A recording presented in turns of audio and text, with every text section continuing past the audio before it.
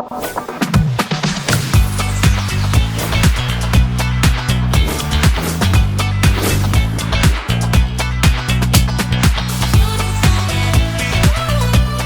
friends, welcome back to Kicking It with the Texas Chancla. I'm attorney Jesse Hernandez, the Texas Chancla, and today we are kicking it with my friend Kristi Waters. Hello, how are you doing? I'm good. It's been a day, but I'm good. Oh, aren't they all days lately? Sorry. We'll get it. We'll get it down. Kristi, tell the friends at home who may not know you, which would be amazing if they didn't know you. Tell them who you are. I am a local drag queen here in San Antonio. I am 3-time winner, best drag queen in the city. I host and run and direct the drag brunch at Paramore Rooftop Bar weekly. And yeah. Okay, that's a lot. That is a lot. So, Kristi, drag queen, how did you get into it? I started back home in Corpus. I was in Rocky Horror Picture Show, and I played Brad, and never wanted to be a drag queen. I never thought that was a thing. Was Brad in the show, and then one of the girls had a birthday during the run of the show, and she wanted a drag party. So we all went and dragged, the girls, boys as girls. And at the end of the night, we were all drunk, and they said, let's go do a talent night at the local gay bar in Corpus. Did it, and I won, and then they said, you have to come back next week as part of your winning. And I was like, no, I don't do this. I'm not a drag queen. This is just like a one-time thing. And like, well, you're gonna get paid. And I'm like, okay, I'll be there. So then it just kind of like snowballed into what it is today, and I just haven't stopped. Okay, so I was talking to this about Joseph because I haven't seen Rocky Horror Picture Show in a long time, but Brad was like the square, like the 50s. Yeah, the glasses, the boyfriend to Janet. But at the end of the show, they all kind of end up in drag. Okay. And they do this big number at the end of the show. And it was just kind of like, it's my first time my parents ever saw me in drag, if you want to call it that. And then I did it for so long, living at home with them. They never knew that I was a drag queen. Left everything at the bar. Kind of hid it from them until I moved here. Really? And that's whenever they found out. Oh, wow. What was may I ask what their reaction was when they?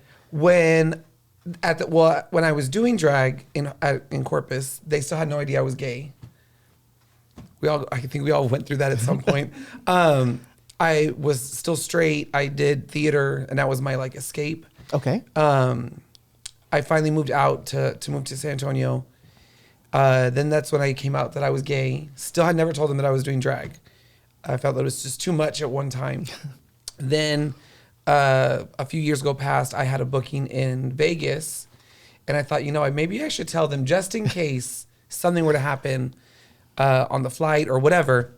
So I was like, let me just tell them. And I was like, well, I have to go to Vegas for this thing. And my dad was super cool with it. He's like, well, as long as you're safe and making money, then you're cool. My mom was a little more, why do you want to do this? You want to be a girl? And I was like, no, it's more of a show. It's just putting on a show just like I do in theater. Now, my dad passed a few years ago. But before he passed, we had all kind of like, they had seen the show. They would watch it on YouTube and or see videos. And then now my mom comes to the show, so it's kind of oh, like, really? Yeah. So it's like she gets it. She's like, oh, okay, it's a show, you're making money. So now it's kind of a cool thing. Like when I do win like awards or whatever, I tell her about it and she gets all excited. She's really excited for you. So going back to Corpus, going back to when you started, before you were doing drag, you were a teacher. Yes. Not in Corpus, but here. Okay. Okay. It's always weird that like when that story comes out, everyone thinks that I was a teacher in Corpus. I was never in Corpus. I moved here to do that. Did it for about 5 years and I was done. I don't want to take care of you take care of your own kids. Teachers need more money. And I was doing it and I was making more money doing drag than I was teaching. So I was like, I can do this, make my own schedule, make more money than teaching. So I was like, I'm done. Okay. I give props to anybody that is a teacher. If you know a teacher, send them money, send them donations because they need it. but yeah, it kind of blew my mind that I was making more money that doing this, dressing up and dancing around to somebody else's music for 3 minutes than someone that has gone to school and given their life to teaching other people. So it's kind of weird that drag is a moneymaker. Well, it's entertainment, right? Yeah. So, and you've always been kind of into theater and entertainment? Yeah. I went to school, started in theater, and that's what I wanted to do, was just do theater. And then I kind of transferred over to the teaching part. Okay. So, yeah, it's kind of weird that I thought I was going to be one thing, and then somehow, somewhere in there, my plan and my life goals all changed in kind of like a couple years. So That's amazing. Like, just one night, like if you hadn't gone to that friend's party, you may not have gotten that opportunity to do the show, and then someone offering you a regular gig out of that. Yeah, it just happened, and then looking back, it's like, yeah, I mean, what if I would have never done that show, or if I was never casted in that role, or would I be here today at this point? That's amazing. That's amazing that like one night, and I guess that's so many ways that life is like one night, one day, one decision. So when you first started in that gig down in Corpus, were you already Kristi Waters? Did you have a different name? I went in and I was like, oh, it's just like a talent night. It's a one-time thing. Didn't have a drag name. Didn't have any kind of experience at all. One of the girls that was in the show was the one that like put me into drag. I borrowed somebody's outfit from like a show. And I did River Deep Mountain High by Celine Dion. I was about to ask if you remembered what you did first. That was my very first song. And they were like, you need to come back next week to do this. And I was like, no.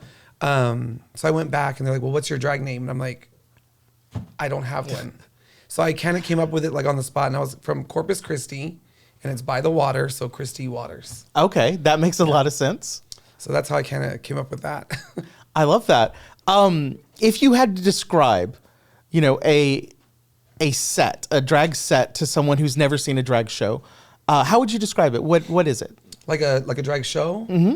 I would say it's kind of like a circus mixed with a Britney Spears concert, but very low budget.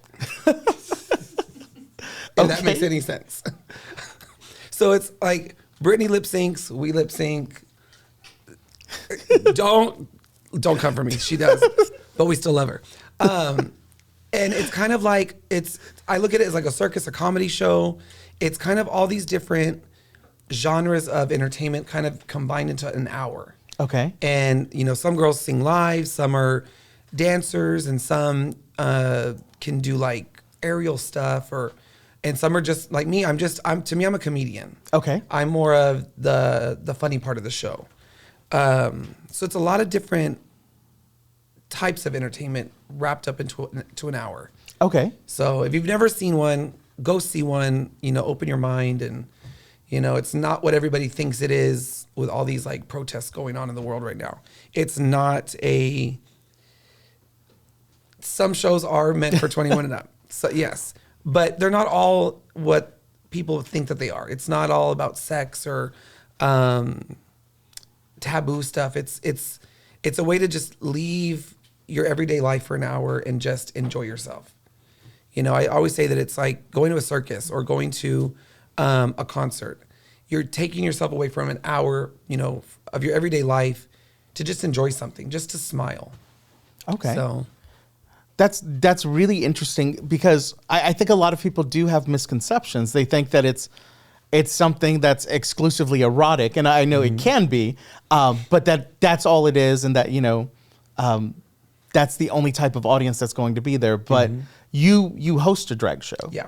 And so what is that show like when you do them at Paramore? So my show, most of all the shows that I do are 21 and up. Okay. Because it's a bar. It's a bar.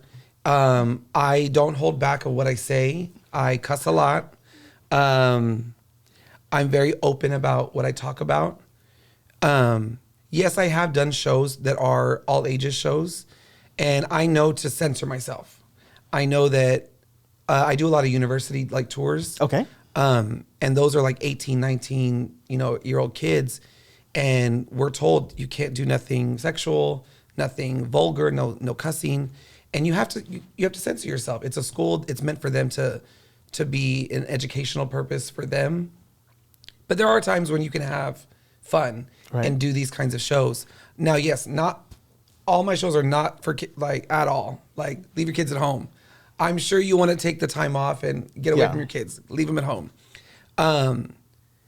But yeah, it's a lot of people just think that they're meant to be sexual, and and it's not. It's like we wear more clothes than Hooters girls. Right.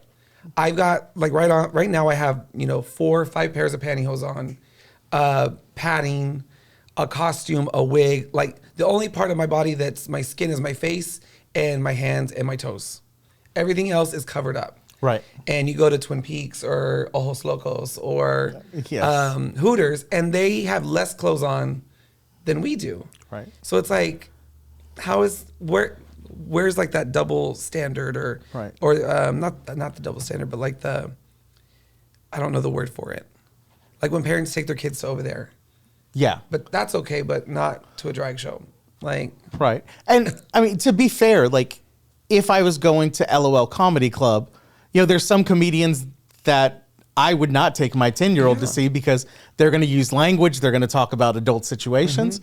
So it's fair to say, like, if you're in a bar, like, yes, you may be exposed to some adult language. Even in like Coyote Ugly, like going there, right? It's not meant for a kid. Right. Yes, they're not doing anything vulgar or sexual, but it's the same kind of concept. Like, you're in a bar with half naked girls for enjoyment. So, I mean, I wouldn't take my kids there. I don't have any, but my nephews or my nieces, like, they're not old enough. Like, take them to Chuck E. Cheese. Right. There's appropriate places Take them and to Peter appropriate Piper. spaces. Oh, I love Peter Piper. If they're going, I'll go with them because I love the Peter Piper. It's my favorite pizza, and I know people are going to say there's better pizza, but whatever. Okay, so, sorry, I'm jumping back because I'm taking you back to, like, right now, I know that I am in the presence of San Antonio's most expensive water, but I'm assuming that it wasn't always that way when you first came up here and you're trying to make a name for yourself. Tell us a little bit about that journey. So I moved here, 2016, 17, around that time. I kind of quit drag for a little bit when I was teaching. Then I started doing it again, and it was like getting up so early and then doing this and then doing the shows and leaving early. So that's when I cut all that out and I just did this full time. I knew doing this full time, I'm losing benefits. I'm losing health insurance. I now have to pay for it on my own without it just coming out of my normal paycheck. So I took a chance and I thought I can just make this my career. And thankfully, I've made it into this business that it's become now. When I first started doing drag back again here, I started at a small little bar named Bobbio's off of Hildebrand. It's not there anymore. I was there for 7 years. It was a little Latin bar. And that's when I became more in touch with the Hispanic culture. Before, I would never do a Spanish song. I knew Selena. That was about it, Working there, we had to do Spanish. So I learned a lot more of my Hispanic heritage, and I learned to love it. So now I like to, I always say, I'm Latina, and whatever. But I don't know enough Spanish. I mean, I know the words to get me in trouble, and that's about it. Then I started doing the brunch at Paramore. Bobbio's shut down right before COVID happened. And then we started doing more shows at Paramore, like our Moulin Rouge show, the Peep show. We have a male burlesque show. What else do we have? The brunch. There's all these different shows that we have now. And then I started traveling more. And then a girl that we brought down from Chicago, Chantel DeMarco, she was here, and she was here for a whole weekend, and I let her talk on the mic for a little bit, and she was the one that came up with the term San Antonio's most expensive water. Okay. And it just kind of stuck. And now everybody says it. So it's like, thank you, Chantel. But yeah, she was the one that kind of came up with it like on the spot during a show. And it's just become my thing now. So you can either buy Fiji water or you can buy Kristi water. What do you want? It's one of a kind. So in addition to doing the standing gigs, what other types of gigs do you do? Do you do like shows in other towns? Do you travel? Mm-hmm. Yeah, where was the last? It's been a while because there's been so much going on at Paramore. I was in Houston. We did a whole Gaga concert in Houston. I've done LA. I've done Vegas, New York. Don't know where else. That's about it. Corpus, Dallas, Houston, El Paso, the Valley. But most of it is here in town. I do a one-woman show, like a stand-up comedy show. I did 4 of them right before COVID again. COVID kind of just fucked everybody up. Right. But yeah, I have a one-woman stand-up comedy show. Hopefully, I'm doing it again for October this year. Okay. So it's in the works, but hopefully it all comes together. But yeah. Okay. So along the way, I know that for me as an attorney, you know, you learn the basic stuff and you kind of learn by watching other people. But every once in a while, there's like people that come in and they're like mentors and they're like, hey, this is the way we got to do it. This is the way we do things here. Do you have any folks that along your journey you look at as mentors in drag? I never really had anyone when I was growing up that like taught me all of this. I kind of had to just learn it on my own. And when I started, there was no YouTube or TikTok or anything to kind of show us how to do it. You just had to go in and hope that you looked pretty and that the audience liked you and that the girls liked you. You would sit there in the backstage and I would just watch the other girls get ready and see how she did her makeup or whatever. And that's how I just kind of like, let me try that and do this. And that's how I learned how to do most of all of this. I look up to like other girls that are like in like pageant scenes and stuff, but for the most part, it's just me. I've kind of just done it always on my own. So yeah. That's amazing. That's amazing because like you said, when you started, you'd never done it before. And now you're literally an icon at this. So that is absolutely amazing that it's all self-taught, because I often talk to Joseph because we work together and I ask him like, how'd you learn to do all this editing and all this video? He's like, YouTube. And that seems to be the answer. But with no YouTube, I can't imagine. Yeah. Like, now I use it. Now it's like I go on TikTok and I watch makeup videos or how to style wigs or anything like that. But yeah, back then it was kind of just you're on your own and wow. Whatever happens, happens, and hope that the audience likes you. So coming up, you know, I know a lot of industries are different, and a lot of the entertainment scene can be really helpful and a great experience, and a lot of it can be toxic. When you're coming up and people are starting to notice, like, okay, this Kristi Waters, she's someone, she's gonna be someone. Were there a lot of people extending their hand saying, hey girl, let me help you up? Or was it like cutthroat and like, Yeah. How do I put it in a nice way? Oh, we don't have to be nice on this channel. We can... Yeah, when I when I started back at home in Corpus, there was no It wasn't a sisterhood. They were. And it was they were very tight and close, and anybody new that came in, you had to work your way up, and because they were the ones that were doing it, you know, and anybody new, you had to, what's the word? Like pay your dues or, do the talent nights, do the free shows, and, work your way to the top, because back home when I was starting, it was the same 7-8 girls that were there, and they're fabulous girls. And now like we're all really close and we're all good friends and we're all in each other's shows now. But when I was starting, it was very hard to make a name for yourself, especially in Corpus, because I still feel that today Corpus is still so behind. Okay. When I go back home, it's like nothing has ever changed. Like in a really conservative sense? No, or like... just in the city itself. Okay. Like, to me, I don't think I would ever move back to Corpus unless it was to like help my mom. Mm-hmm. I want her to move up here, because Corpus is just a retirement city. Okay. It's just a go buy a little beach house and live on the beach. I go back and there's still a Mervyn's. Like, I don't know if anybody knows what a Mervyn's is, or a Sears. Like, they're Right. still over there, and it's like a time warp. It's like you drive into Corpus, and from the moment I left, nothing has changed, like store wise, or they just don't grow. It's just kind of stuck in the 90s. So growing up trying to become somebody, it was very hard, because those are our girls and that's who we want and that's it. Moving here, I felt there was a lot more opportunity because there was a lot more places to perform. Corpus, right now there's only one club, one gay bar that you can go to and do shows.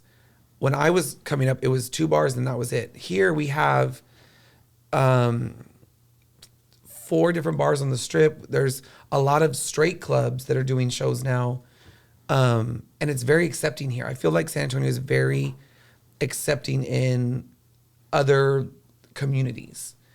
I just went to the gas station right before this, and I'm thinking, oh my God, they're gonna look at me crazy because I'm all, I look like a Christmas tree. And it's like, they were like, oh, you this and that. Oh, it looks so pretty. And I'm just like, don't talk to me. Leave me alone. Let me just get what I'm getting and so I can get out. But I feel like San Antonio is super welcoming of every type of person, whether they're gay, bi, trans, or whatever. They're super welcoming here. So when I started here, yes, it was hard because I didn't know anybody here. I didn't have like a connection to get in.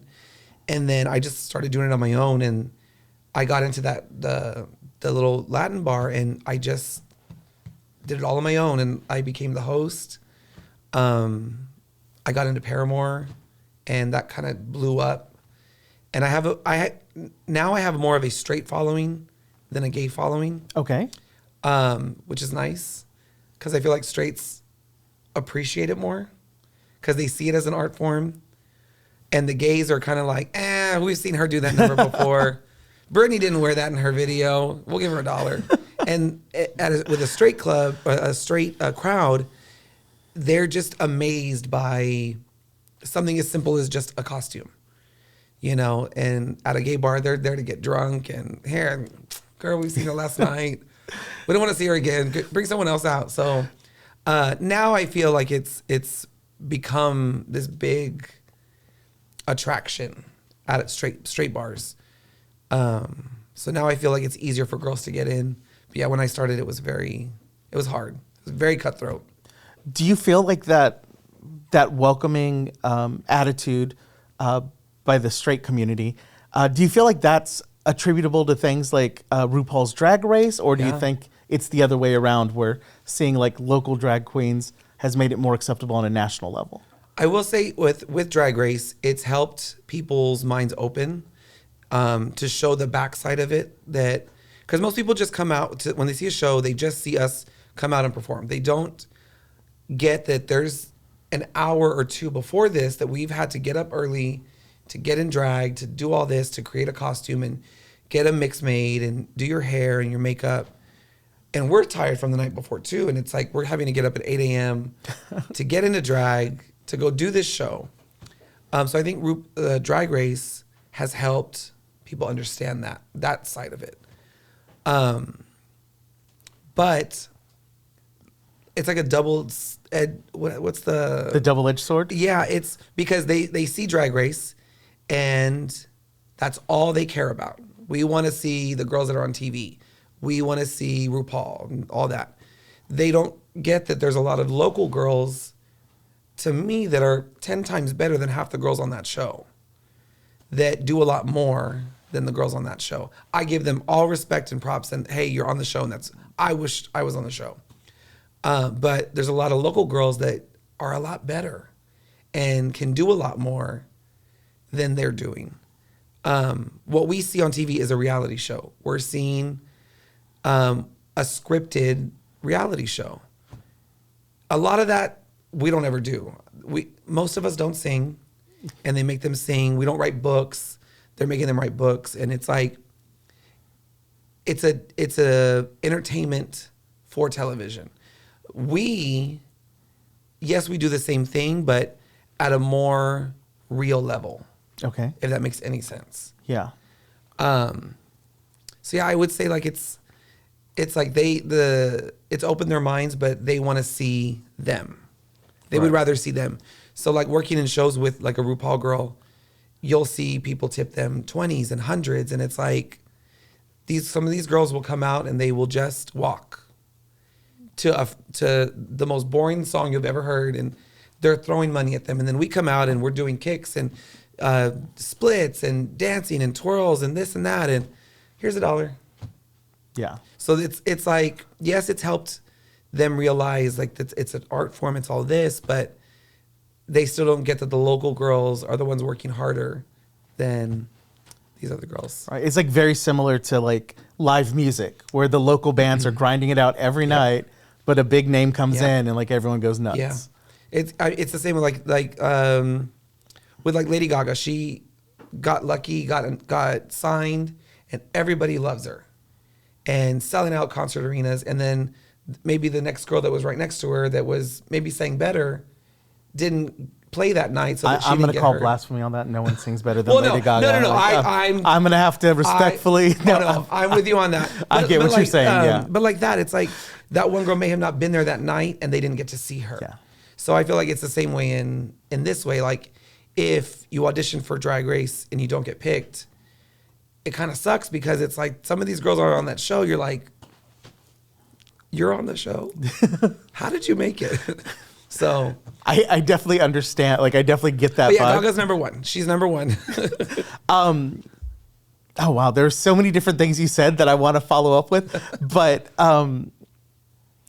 so that being said, what is, when it comes to entertaining as a drag queen, what is the pinnacle? Is it being on a show like Drag Race, or is it something else?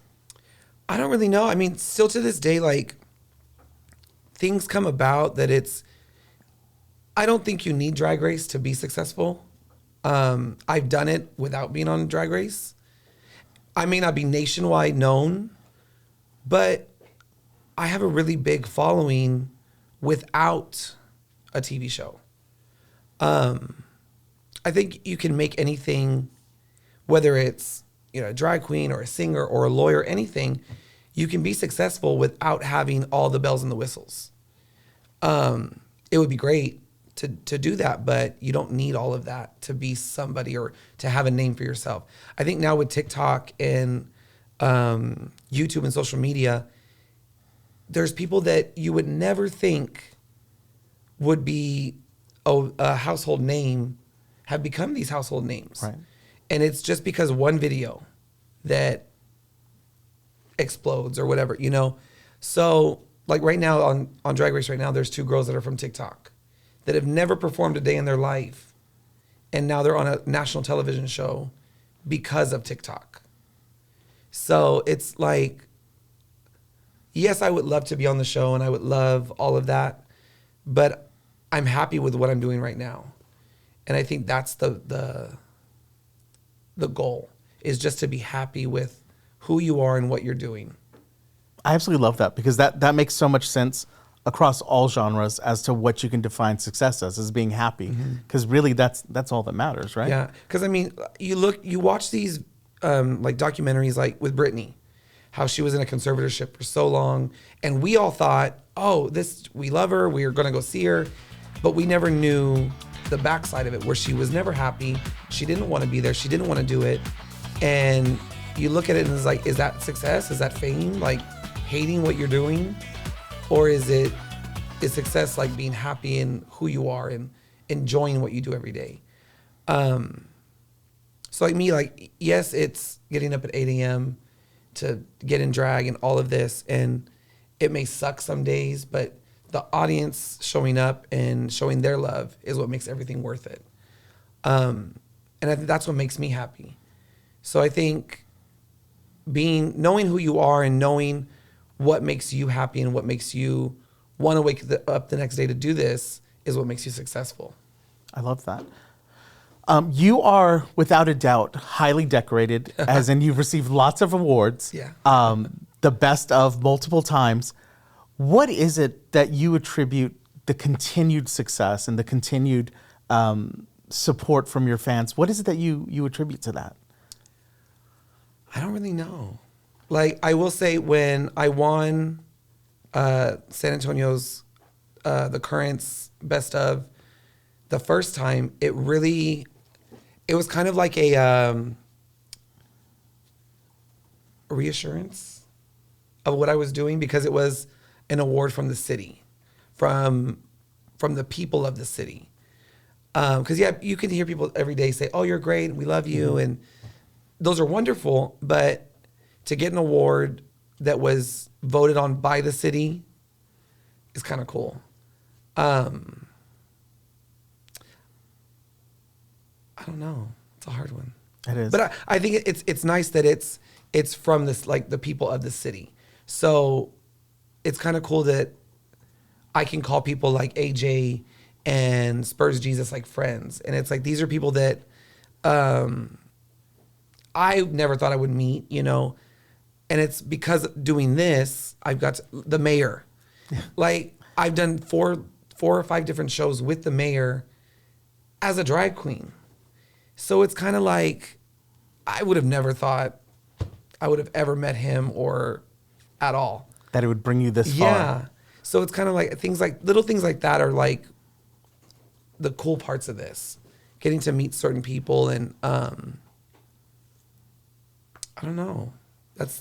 I've got the key to the city of Del Rio. Nice. For okay. doing drag. You look at it and it's like, I have the silliest job in the world. I get up, I put a wig on, I put girls' clothes on, and I dance around to somebody else's music. But it's like, you never know what someone else will get out of that. So that's what kind of makes all this worth it. I love that. So you have gotten to do a lot of cool things, and you've done amazing things. If you had to pick one, and I know it's going to be super hard, if you had to pick one thing that you've done because of Kristi Waters, what's your absolute favorite? It's not hard because it's a really cool one. Okay. I got to open up as Lady Gaga when she was here in town in 2014. I don't know if that's the right year, but the Art Pop Tour. Okay. They hired me to walk into the arena as her. Really? And then we got tickets to like the pit and all this. Did you get to meet her? Didn't get to meet her. That would have been like the icing on the top. But the radio, not the radio. Oh my God, the studio. Okay. The label. The label reached out to Russell Rush, and I got to know Russell Rush before this, and he called me and said they're looking for someone to go in dressed as her to walk in the arena to do an interview, and then to make people believe that she just got dropped off at the venue. And I said, I'll do it. And my first question was, do I get to meet her? And he's like, well, I'll get you tickets. And I'm like, well, I already have tickets. And he's like, they're better tickets, so just sell yours. But I would say that was like one of the biggest, coolest things I've ever got to do. That's absolutely amazing. Yeah, that's amazing. I love that. So obviously there's been really high highs, and that's an amazing one. Have there been really bad lows, or is there a negative side to this for you? Not really a negative side. I mean, there's a lot of hate that I do get. Not necessarily from like audience, but from our community. Didn't know we were gonna go here. Yeah, there's a lot of good things that come out of this. There is a lot of negativity that also comes with this field. If I went back to like my 20-year-old days, I would have been in the comments and fighting back, spitting back at them. Yeah. Now I've learned that that doesn't mean anything. If they want to talk, let them talk. Hey, my name's in your mouth. Thanks. If they don't like it, cool. Don't come to my show. Because for every person that doesn't like me, there's 100 more that do like me. But yeah, my younger Kristi Waters days, oh yeah, I would have been in the comments and fighting back and bitch this and bitch that. And, Would it have ruined your day back then? Would it have stayed with you? It would have, if I would have seen like, oh, she's this or she's that, all I would think about for the rest of the day was this one person that was saying shit about me. Now it's like, thanks for the comment. Cool. Thanks for boosting my engagement. Yeah. So it's like, now it's like, I let them talk. I let them say what they want, because at the end of the day, RuPaul puts it best. Like, if they're not paying your bills, don't pay them any mind. The only people that I have to like worry about making happy is my boss, and myself, so as long as he's happy and he's making money, cool. If I'm making money, great. So anything else is kind of just like, don't listen to it. We've had a lot of like social media creators on the show so far, and like we said, there's lots of highs and there's lots of lows. There's lots of people that love you and say the most amazing things, lots of people that say the worst things. And both of those, the positivity and the negativity, can take like a mental health drain, feeling like you always have to be on, or, worrying about, okay, is this what this one person said? Is this what 1,000 other people are thinking? What do you do to kind of help keep your mental health in check? I go on self dates a lot. Okay. It's really weird. I'll go to the movies by myself, or I'll go to dinner by myself, and just kind of block out the world for a little bit. Because it is really draining. A show is really draining, not just physically, because you're all tied up and you're tight in the corsets and the wigs and then dancing. When I do a brunch, I'm on stage from 11 a.m. till 5, up there with all these people. Yeah. So yeah, my feet are dead by Sunday night, and I'm in bed all day Monday. So a lot of my friends know, like, don't call me on Mondays because I'm not doing nothing. But just the exchange with somebody else, like when we meet people after the show, they want to tell you their stories, and you want to give them as much love as the person before. And I may be up there dying and sweaty and in so much pain, but I can't show them that. I can't show them that I don't want to listen to your story. I want to get out of this. Because a lot of girls do that. A lot of girls will just be like, I'm done. I'll go change or whatever. I'll stay and I talk to every person until they leave. And then I go and I'm like, I'm done and I just want to get out of here. But I know that they're there because there's something about the show or me or whatever that they find special. So you have to give them as much love as the last person. I hear there was one story that always sticks with me is this girl came with her brother to the brunch, and it was their first thing together as him coming out that he was gay. And a couple months go by and he was diagnosed with cancer and he passed. And she came back maybe a year later, like around the same time that they came. It was for his birthday when they came with her mom. And so his mom also. And at the end of the show, they told me that they came back for his anniversary because it was the last thing that they did together before he passed. And that this was something to remember him by. And it's like, what do you say back to this story that means so much to them? And it's me just, dressing up as Britney Spears, whatever. So it's things like that really make all of it, really worth it. But it's exhausting sometimes. But I love it. Like, I wouldn't trade this for anything else, So. Yeah, I can't even imagine. I mean, it is a level of celebrity, and, you have that privilege of celebrity, but you also have that burden where, I could definitely see it. Like we often see with celebrities, like, okay, she didn't sign everyone's autograph or she didn't say hi to everyone. She's a total jerk and, whatever else. So I can definitely understand that burden, what it takes on your spirit. So Yeah, it's definitely important, I guess, to have Yeah. those self dates and just Yeah, I do it, and I'll go to the movies. I'll go eat by myself, and I put a movie on like at the restaurant, and I just have my headphones on, and I'll be by myself, and it's my way of kind of just not doing anything with anybody else, just me. And people are like, "Why are you going to the movies by yourself?" And I'm like, I like it. It's my way of kind of like decompressing a whole weekend of just all this different energy that's come through me and from the shows. So, one question I have, and if it's off limits or taboo, please. yes, by all I'm a means. man.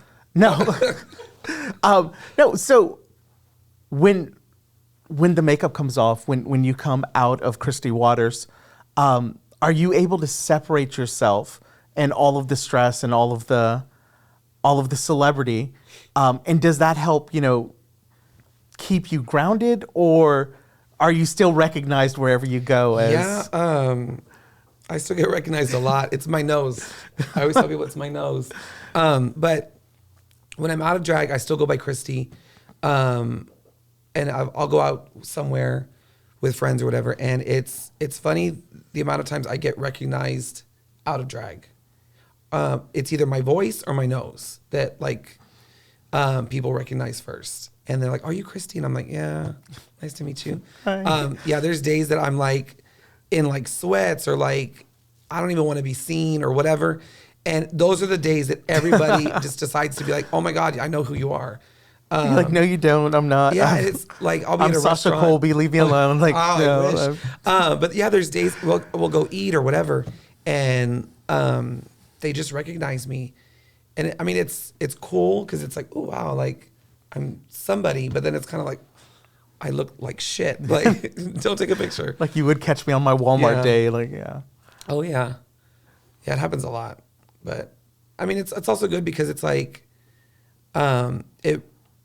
I guess it reassures me that people can, I don't know, like that they recognize you or. That they see you. Yeah, but I don't ever let it go to my head. I'm not the kind of person that's like, "Oh, I need a table here because I'm so and so." Do you know who I am? Oh, I know a lot of girls that do that. I do it like jokingly with like friends. But like when we go somewhere, they're like, "Oh, just tell them you're Kristi." I'm like, "No, girl. Like we'll just wait like everybody else." Like We can wait the 30 minutes at Olive Garden. It's gonna be fine. But yeah, it's cool that I get recognized a lot. Is there someone in the past few years that you've worked with that really stands out, and you're like, "Oh, this was an amazing person to work with, to collab with," or? There's a couple. Tony Andrews and Taryn Taylor are two of my really good friends. They work at a different club, but they are super humble and like they're just super genuine people. I remember when my dad passed, Taryn called me when she found out, and she's like, "Whatever you need, I'm there. If you need food or whatever." During COVID, she would just make like drop off deliveries. Like I made cookies or I made this, and she would just bring them over, and it was just like the motherly instinct in her, that just she was always there for us. But yeah, her and Tony are like two of my really good friends that whenever I need something, I call them, and for like show wise, yeah, they're performers in the city. Outside of them, I have like my own little like family, like gay family, I guess you could call it. Okay. We're always together every day. It's like, where are you at? We're like, why are like they'll check on the locator, the location. yeah. What are you doing over there? And I'm like, just give me a minute. Worry about yourself. Sometimes it's okay to turn those Yeah. off. That's what I've learned. Like, don't worry about where I'm at. Worry about you. Is there anyone out there that you haven't worked with that you're like, "Oh my God, I would die to work with"? Not really. If it was like Gaga or Britney or any yes, them.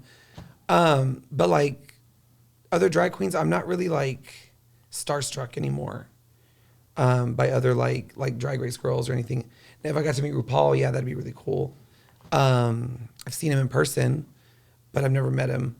But I'm not really like, oh, I have to work with. if it happens, it happens. It's cool. Thanks for the picture. I love that. Yeah, I'm not because I feel like we all do the same thing. We're all on the same playing field. Whether you're on Drag Race or not, we're all playing football and we're all trying to make a goal at the end of the day. And we're performing for drunk people at a club for $1. Like if you really want to like break it down, we're all performing for drunk people for $1 and hoping that we go home with a lot of money. You know, so I always say that we're all just doing the same thing, but we just have different ways of doing it. I feel like as a DWI attorney, I'm kind of doing the same thing, working for drunk people for $1, trying to get that dollar. Yeah. So I was trying to do my research when Joseph said that we were lucky enough to get you to do our show. So I was watching a lot of your YouTube clips, and they go back quite a ways away. Yeah, there's some that are just I wish I could delete them, but I don't know how. Don't, because I absolutely love them. So I saw, some Beetlejuice. What is there like a performance? Is there a particular song that resonates to you as like, this was my favorite, or I loved doing this one? Or maybe even the other way, like I hate that song, I never want to do it again. I will say like looking back at those videos, that was a different Kristi. Oh, really? Yeah, that was an unhealthy Kristi, if that makes any sense. It was a very young me, and I was kind of like impressionable. Okay. And kind of just going with the flow and trying to be with the cool kids. And so, yeah, I look back and I'm just like, oh, like, that's not me. Okay. Now it's kind of like, I don't really have like a favorite song. It's kind of just like, what's like the hot song in the moment, what I like right now. Because I do a lot of different like artists and a lot of different themes, I guess you could say. Like with the brunch, it's always a different theme for every show. So you kind of have to just fall in line of what the theme of the show is. If I could, I would just do Lady Gaga all the time. Or, nobody knows who she is, but Jessie Ware. She's a singer from the UK. But it's yes, I did see that one. It's like yes. jazzy, yes, kind of like jazzy pop, slow music.